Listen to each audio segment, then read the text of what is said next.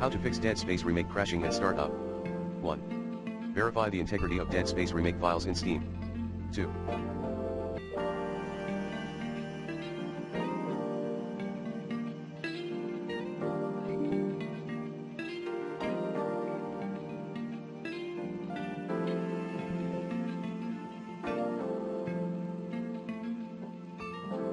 Ensure your PC meets the minimum requirements.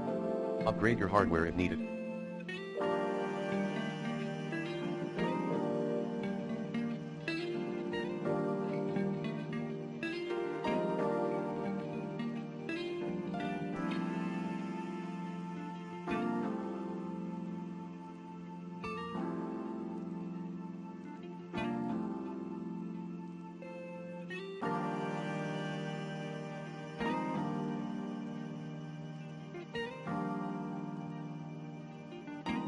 Three.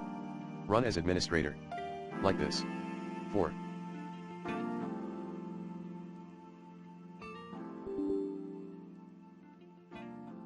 Update your graphics driver using the recommended Avast driver updater in this video guide.